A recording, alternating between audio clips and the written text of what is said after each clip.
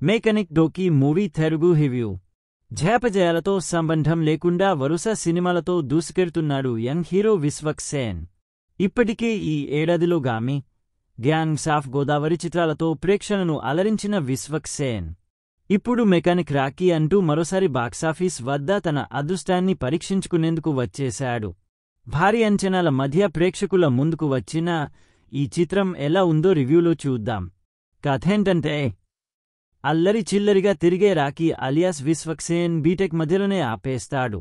చదువుపై ధ్యాస లేదని గమనించిన రాకీ తండ్రి రామకృష్ణ అలియాస్ నరేష్ తన స్వశక్తితో డెవలప్ చేసి కార్ గ్యారేజ్లోనే రాకీని మెకానిక్గా పెడతాడు.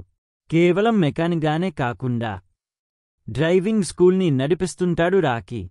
సీన్ కట్ చేస్తే ఆ గ్యారేజీపై రంకిరెడ్డి కన్ను పడుతుంది.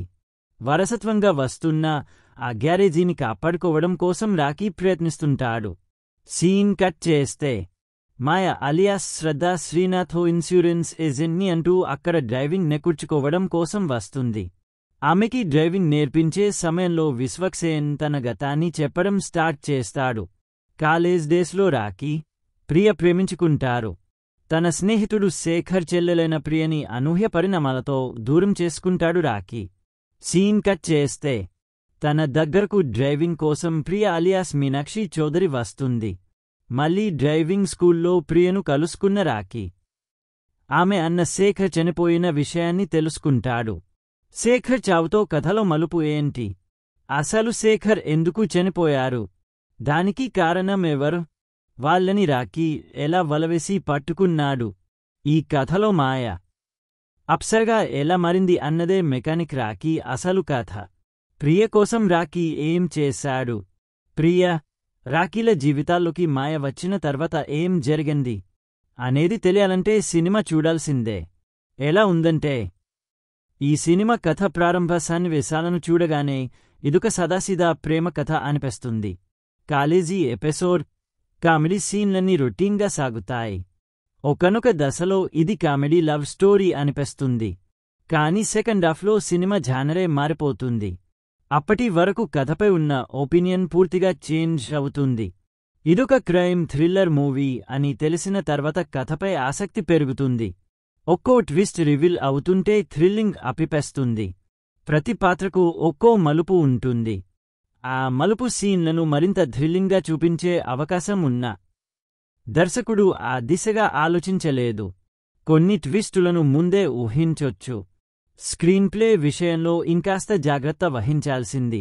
ఇక ఈ మూవీలో ప్లస్ పాయింట్ ఏంటంటే, నేటి తరం యువత చేస్తున్న ఓ పెద్ద తప్పిదాన్ని చూపించారు.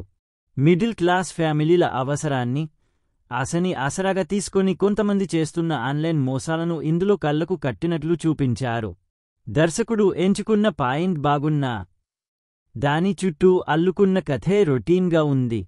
భావోద్వేగాలను పండించడంలో దర్శకుడు కొంతవరకు మాత్రమే సఫలం అయ్యాడు. థ్రిల్లింగ్ కథలకు మైండ్ గేమ్ అనేది చాలా ముఖ్యం. సైబర్ నేరం చుట్టూ అల్లే కథలో హీరో మైండ్ గేమ్ ప్రేక్షకుల్ని కట్టిపడేస్తుంది. అయితే ఇందులో ఎలాంటి మైండ్ గేమ్ లేకుండా ప్రేక్షకుల ఊహకి అందేట్టుగానే ట్విస్టులు ఉండం మైనస్గా మారింది.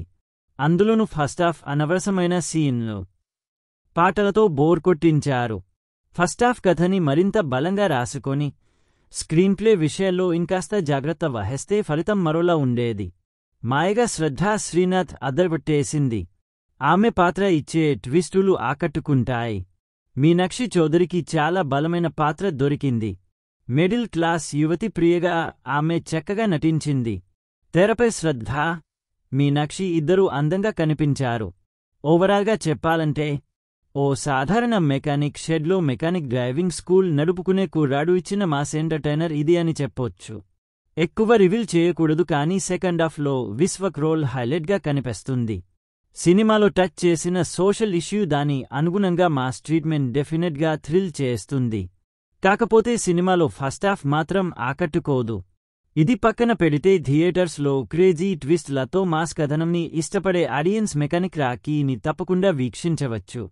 ఇప్పుడు మనం రేటింగ్స్ని చూద్దాం. ఆడియన్స్ 5కి 3 రేటింగ్ ఇచ్చారు.